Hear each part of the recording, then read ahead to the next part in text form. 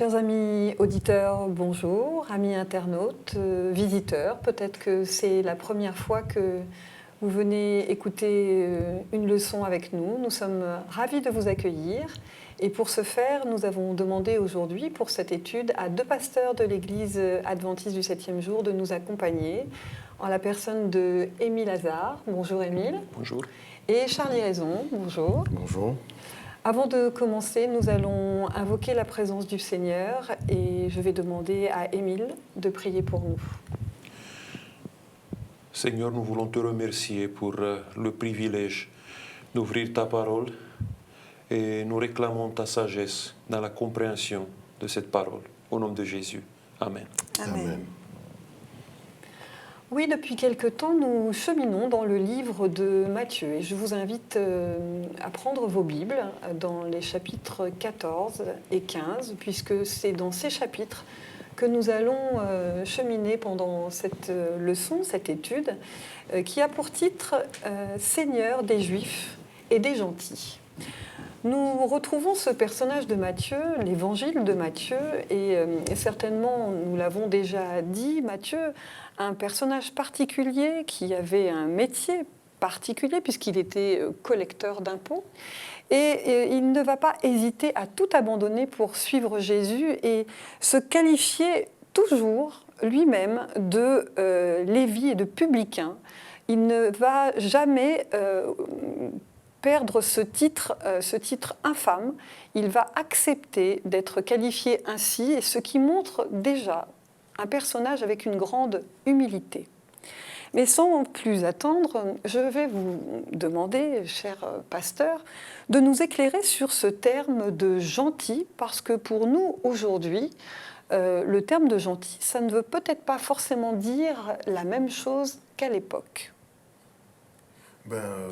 C'est vrai que si nous utilisons le terme au XXIe siècle, on pourrait penser à la gentillesse, mais pas du tout. Ce vocable est utilisé simplement pour identifier plus précisément, dans le contexte de Matthieu, ceux qui ne sont pas juifs, les non-juifs, les non-judaïsants, donc les gentils, ou encore dans certaines traductions, on trouve l'expression barbare, mais qui n'est pas très usitée non plus. Le terme que les Juifs utilisaient au temps de Jésus, c'était goïm. C'était une sorte de nom méprisable. Parce que être goïm, ça veut dire que tu ne faisais partie de l'Alliance. Donc, ton accès au salut était compromis. Et en plus de ça, il était regardé comme des êtres impurs. Pour un Juif, aucune chance pour un goïm d'entrer dans le royaume, d'être reçu dans le royaume, parce que ça, c'était quelque chose qui tenait à l'appartenance à la généalogie d'Abraham. D'accord. Alors, justement, dans ce contexte, finalement, où on va mettre en parallèle le juif, celui qui fait partie de la promesse, et le goïm ou le gentil, est-ce que vous pourriez nous donner quelques éléments du climat de l'époque, justement, dans ce contexte déjà un petit peu conflictuel ? Bon, le contexte était conflictuel et dans le même temps, c'était quand même un contexte plus tensionné à cause de la présence romaine en Israël, et spécialement dans la province de Judée, la province de Jérusalem. Parce que le territoire de la Palestine, comme on l'appelle aujourd'hui, c'était partagé. C'était un territoire partagé. Au nord, on avait un tétrarque qui venait d'une famille, de la famille d'Hérode. Après, on avait les Samaritains. Et autour de Jérusalem, les Romains conduisaient d'une manière directe cette province de Judée. Et ici, la haine contre l'occupant, contre le Romain, contre le Goïm, était plus grande que dans les autres provinces. Parce que dans les autres provinces, on se côtoyait. C'était des Syriens, des Grecs qui vivaient ensemble avec les autres Juifs. Par exemple, on a un disciple qui s'appelle Philippe. Et le nom Philippe, c'est un nom grec. Mais c'était indiscutable hein, d'avoir un mélange entre des païens et des juifs dans cette province qui était autour de Jérusalem. Alors justement, il y a quand même une incidence sur la vie spirituelle, sur le fait religieux aussi à l'époque. Plus on se rapproche de Jérusalem, plus on se rapproche du temple, plus l'occupant est proche du temple, c'est plus pour les Juifs que ça représente un sacrilège. Donc, à l'époque, on peut facilement dire, sur le plan spirituel, il y a deux catégories. Ceux qui sont sauvés, donc qui sont juifs, et les autres qui sont perdus tout simplement. Les non-juifs qui sont perdus, pour qui il n'y a pas de révélation, et d'ailleurs la révélation n'est pas prévue pour eux. Donc, on va dire que la société est vraiment clivée à ce moment-là. D'accord.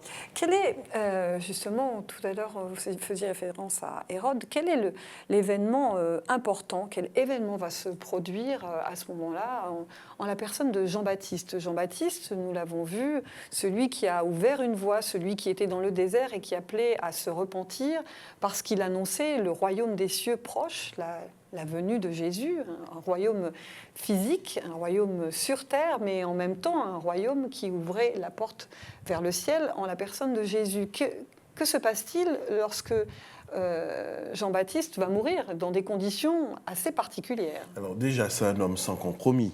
C'est un homme sans compromis. Il est direct, il présente la révélation telle qu'il l'a reçue. Dans sa mission, il est entier, il est authentique. Et cette mission peut se résumer au mot repentance, un appel à la repentance. Donc il appelle aussi à la repentance Hérode. Et il se trouve que ça va être le point de départ, va naître peu à peu le sentiment de faire disparaître, faire taire cet homme, et finalement il sera décapité. Un homme gênant. Oui, parce que cette dynastie, on l'appelle dynastie des Hérodiens, c'était d'abord d'une dynastie étrangère. Ce sont des Édomites qui ont été convertis à judaïsme.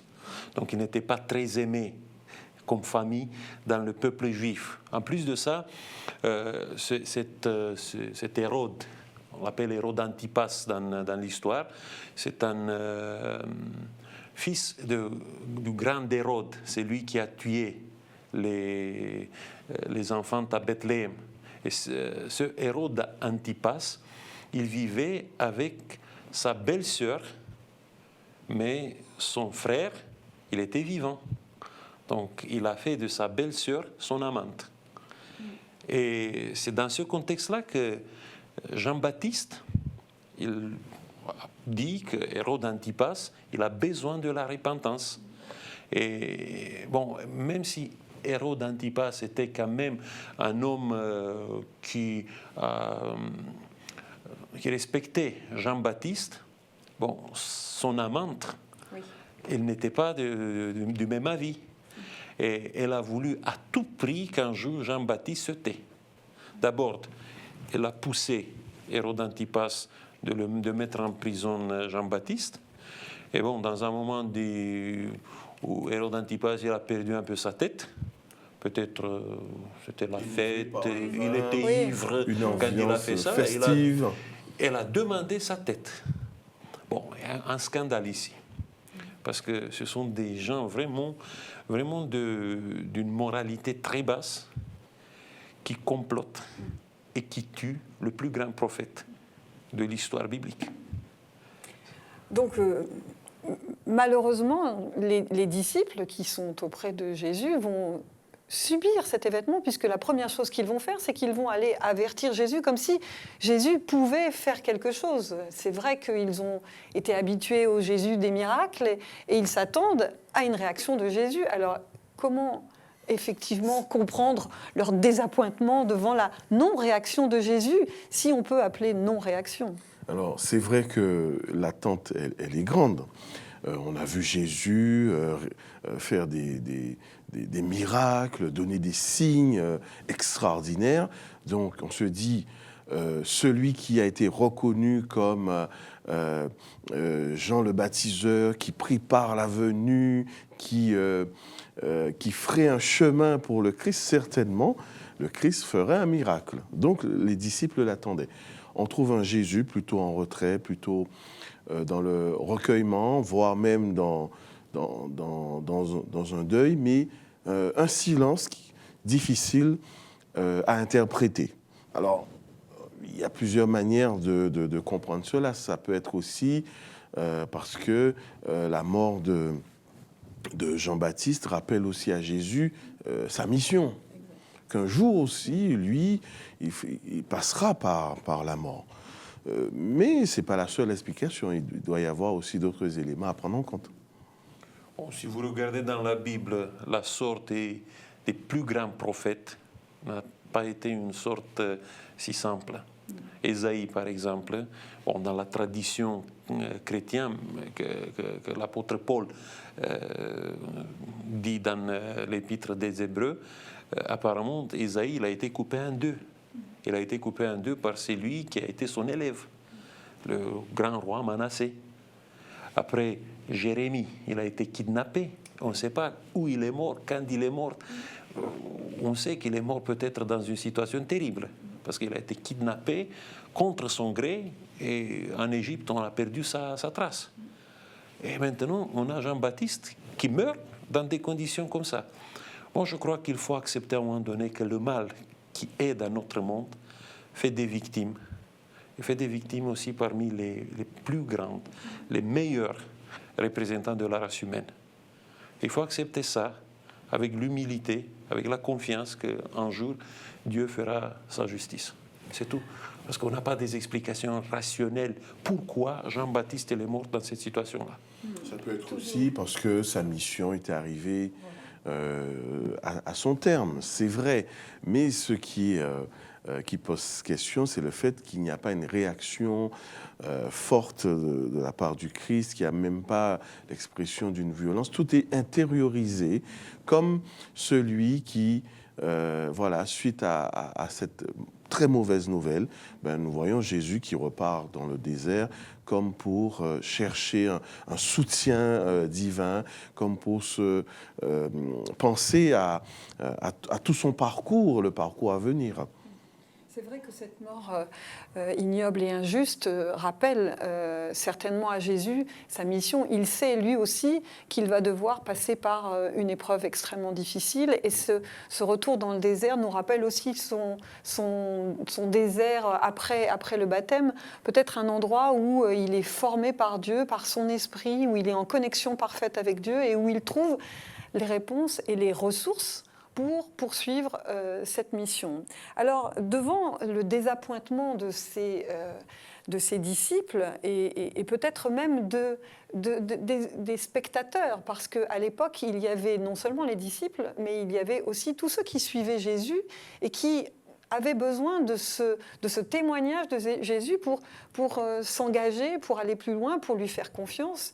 Et donc vont apparaître dans la Bible, on peut trouver plusieurs miracles. Et j'aimerais que vous puissiez nous dire pourquoi ce miracle. Par exemple, nous pouvons prendre dans Matthieu 14 à partir du verset 13, Jésus qui s'est retiré de la barque et qui a été pendant un long moment, je paraphrase, pendant un long moment, il va s'exprimer avec le peuple, et puis le soir vient, et le soir étant venu, les disciples s'approchent de lui et lui disent ce lieu est désert et l'heure est déjà bien avancée, renvoie. Normal, renvoie cette foule, il faut que ces gens rentrent chez eux, aillent manger. Et surprenant, qu'est-ce que Jésus va... Peut-être Jésus, il a fait ce miracle à ce moment-là, parce qu'il voyait un peu le désespoir dans ses disciples. Une partie de ses disciples, on était avant des disciples de Jean-Baptiste. Et il y a peut-être une sorte de détresse, il y a même des interrogations. Est-ce qu'on doit suivre ce Jésus qui n'a pas des pouvoirs extraordinaires qu'on a cru avoir? Et dans ce moment-là, Jésus fait deux grands miracles. Oui. Le premier, c'est la multiplication des pains. en les rassurant qu'il est toujours celui qui s'occupe de leur vie, qu'il ne les a pas oubliés, que dans des moments comme le désert, comme la tristesse, il est capable de les soutenir comme dans l'Ancien Testament, Dieu a soutenu son peuple avec la manne. Et vous avez après le deuxième miracle, quand il intervient pour sauver la vie de ses disciples quand ils sont sur le lac de Galilée. À ce moment-là, Jésus marche sur l'eau, spécialement pour le montrer qu'il est au contrôle de la nature, qu'il contrôle pratiquement tout, et que leur vie est toujours sous son contrôle, qu'ils ne doivent pas avoir peur. Quand Jésus dit « n'ayez pas peur », il ne dit pas seulement par rapport à la tempête, mais aussi par rapport à la situation qu'il avait dans leur vie, parce que c'était vraiment la tempête dans leur vie, avec la nouvelle de la mort de Jean-Baptiste. La Bible ne dit pas grand-chose ici, mais imaginez-vous quel effet a eu cette nouvelle sur l'entourage de Jésus. C'était son cousin, en plus. C'était quelqu'un qui a été proche de lui, qui faisait partie de sa famille. Il y a des interrogations. Pourquoi Jean-Baptiste n'a pas trouvé une place parmi les disciples de Jésus? Il pouvait avoir sa place, avec ses capacités, avec sa force de persuasion. Pourquoi il n'est pas là? Pourquoi il est mort maintenant? Et qui l'a tué, en plus? Oui, justement, dans le contexte du livre de Matthieu, il faut aussi se rappeler que Matthieu est inspiré pour montrer que Jésus incarne ces grands prophètes de l'Ancien Testament. Et ici, il me semble que ce miracle des pains et des poissons rappelle aussi Élisée, le prophète. Jésus montre aussi qui n'est pas simplement celui qui est venu pour rassembler autour de lui des disciples, mais sa mission est beaucoup plus large, beaucoup plus complète. Il est venu pour incarner le Messie d'Israël. Et le Messie d'Israël est celui qui est capable de montrer pleinement la divinité. Par les pains, par les poissons, marcher sur les eaux, tout cela, c'est pour montrer que ce Jésus, c'est un homme différent, même si il y a une interrogation, mais s'il est si différent, pourquoi n'a-t-il pas fait quelque chose pour Jean-Baptiste, pour le sauver? Il y a un message d'espoir ici. Parfois, Dieu ne nous répond pas à nos questions concernant les paradoxes de la vie. Mais toujours, Dieu nous rassure, nous donne des signes qu'il est toujours au contrôle de nos vies. Et ça il ne faut pas oublier. Les disciples n'ont jamais reçu une réponse pourquoi Jean-Baptiste est mort. Mais ils ont été rassurés par ces deux miracles et après par d'autres choses que Jésus a fait, que leur vie est sous le contrôle et dans les mains de Dieu et qu'ils ne doivent pas avoir la peur pour cette vie-là. Et on a un peu l'impression, au travers de ces trois miracles, vous avez parlé des deux premiers, mais il y en a un troisième qui arrive et qui est celui de cette Cananéenne. On a l'impression d'une progression dans la formation des disciples. Pour bien comprendre, les disciples vont voir un miracle de masse. On va nourrir une grande foule, et au-delà d'une grande foule, 5000 personnes sans compter les femmes et les enfants. On va voir un miracle sur les événements de la nature, chose inimaginable. Jésus va maîtriser les eaux et il va maîtriser donc en marchant sur les eaux, chose qui est complètement incroyable. D'ailleurs, Pierre, qui va vouloir l'imiter, va très rapidement comprendre que sans Jésus, c'est pas possible. Et finalement, là où ils sont encore plus interpellés, c'est au moment où cette Cananéenne vient crier à Jésus en lui disant, donc dans ce texte, elle les poursuit, elle marche derrière eux et elle va interpeller Jésus parce qu'elle va réclamer une guérison pour sa fille, non pas pour elle, mais et elle le reconnaît. Elle lui crie, je cite donc dans Matthieu 15, à partir du verset 22, « Et voici une femme cananéenne qui venait de ces contrées, donc une étrangère, lui cria « Aie pitié de moi, Seigneur, fils de David, ma fille est cruellement tourmentée par un démon. » Qu'est-ce que les disciples font à ce moment-là? Qu'est-ce qu'ils voudraient faire? Alors, c'est vrai que c'est interpellant. Ils sont habitués à la mission de Jean-Baptiste, une mission vraiment tournée vers les Juifs. Là, on voit Jésus réaliser 2 premiers miracles. Ensuite, on voit Jésus faire face à une demande d'une étrangère. Et là, les disciples ont un problème. Parce que le Messie est censé être là que pour Israël. Il n'est pas censé avoir cette ouverture au monde. Et là, cela nous interpelle. Est-ce que nous n'avons pas tendance à enfermer Jésus dans les églises au lieu de le présenter au monde? Et Jésus, lui, volontairement, il va aller au-delà et incarner ce Messie qui est là pour Israël, mais aussi pour ceux qui ne sont pas les enfants d'Abraham. C'est plus que ça, même. Parce que si vous regardez le chapitre 15, comment Matthieu construit l'histoire de la guérison. D'abord, c'est la petitesse des pharisiens et des docteurs de la loi qui imposent parfois des lois vraiment très bizarres, très illogiques. La loi, la tradition des ancêtres pour se laver les mains, et qui font de ça une question de vie et de mort. Et reprochent aux disciples qu'ils ne sont pas bien, que Jésus n'est pas un bon pédagogue, parce qu'il ne respecte pas ça. Bon, après ça, il y a l'autre exemple. C'est l'exemple d'une foi généreuse, d'une foi qui dépasse pratiquement tous les mépris. Parce que Jésus, d'abord, il fait un jeu. Il fait son cinéma, on peut dire, parce qu'il joue un peu le jeu d'un juif. Quand il rencontre une femme cananéenne, et il nomme cette femme avec le nom que parfois les juifs donnaient aux païens. Oui, ça veut dire des petits chiens, non? Des petits chiens. Ce n'est pas des chiens, les grands chiens qu'on a à la maison, qui gardent comme ça notre maison. Ce n'est pas des chiens comme ça. Ce sont des chiens vagabonds. Ça veut dire les chiens qui n'avaient pas de maître, qui erraient à gauche et à droite sur les rues, dans les villages ou dans les villes. C'était des chiens que tout le monde utilisait des coups pour s'en sauver d'eux. Oui, c'était les petits chiens vagabonds qui étaient dans les rues. Et Jésus, il nomme cette femme comme ça. Et après, quand cette femme montre sa foi, quand cette femme donne une réplique que les disciples ne s'attendaient pas à ça, Jésus parle de sa grande foi, mais toujours en comparaison avec la petitesse des grands rabbins, des religieux qui étaient en Israël. Et à ce moment-là, tu te poses la question, où se trouve la foi vraiment? Chez les grands religieux, ceux qui font peut-être cherchent comme ça de montrer avec pompe leur foi, ou la foi peut se trouver chez quelqu'un, peut-être que nous n'avons jamais pensé qu'il y a quelque chose comme ça.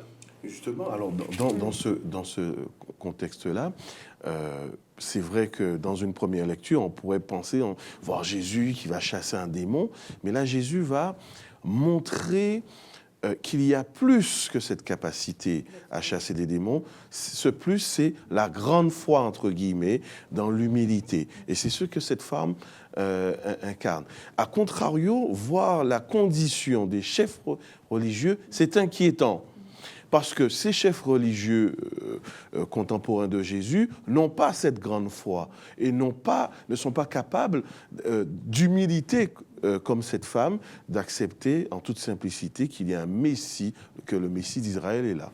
Et c'est là où on voit justement cette grande voie, cette nouvelle voie que Jésus va venir instaurer, puisqu'il vient ouvrir la porte, d'où notre leçon, donc le Seigneur des Juifs et des gentils, il vient ouvrir la porte à cette cananéenne. Il vient même, je trouve qu'il se moque de ses disciples, il dit « Je n'ai pas été envoyé qu'aux brebis perdues de la maison d'Israël ». Donc il montre que la maison d'Israël n'ayant pas accompli sa mission, puisqu'on voit bien que les scribes et les pharisiens sont sur des points de détail de lavage de mains, etc., qui n'existent pas dans la loi, réellement dans la loi hébraïque, mais qui sont des petites lois qu'ils ont rajoutées, alors que l'essentiel, c'est de redonner sa dignité à l'homme. Et sa dignité, c'est en ôtant le péché et en guérissant la maladie.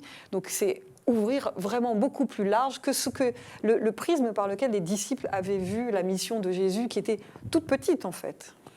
Oui, on peut dire que Matthieu est subversif dans son évangile. C'est un évangile construit pour les Juifs. Il commence avec la généalogie, il suit un peu le schéma qu'un Juif attendait de ça. Et quand il montre dans son évangile les deux grands exemples de la grande foi, le premier exemple, c'est un officier romain. Le deuxième exemple, c'est une femme cananéenne. Ça, c'est la subversivité de l'évangile de Matthieu. Il nous dit un peu, faites attention, si vous êtes des religieux qui allez chaque jour, chaque semaine à l'église, ne soyez pas trop orgueilleux en croyant que c'est seulement chez vous que vous avez le monopole de la foi. Dieu peut forger une foi dans quelqu'un qui ne vient pas, n'a pas peut-être la même voie comme vous dans votre vie. Tout à fait. Déjà, la formule « les brebis perdues de la maison d'Israël », c'est déjà une provocation. Parce que, à l'époque, impossible de penser qu'il y ait un perdu en Israël. Voilà. Donc, effectivement, toute cette leçon finalement et cet évangile de Matthieu nous permet de voir Jésus sous un aspect qui n'est pas le même aspect que vont traiter les autres évangiles, mais il y a quelque chose, en tout cas dans cette partie, de très pragmatique, de très construit, comme Émile l'a dit tout à l'heure, et qui nous permet de faire attention, de prendre des leçons. C'est une leçon probablement pour nous aujourd'hui, ce serait le mot de la fin, ce serait... Leçon de la grâce. Leçon de la grâce. Leçon de la grâce. Oui, et de l'universalité de Jésus. Il faut jamais confisquer Jésus et le mettre dans une confession, dans une église. Jésus appartient à tous. C'est vrai. Et il faut qu'on partage ce Jésus avec tout le monde. Merci de nous avoir suivis et à très bientôt. Merci, pasteur.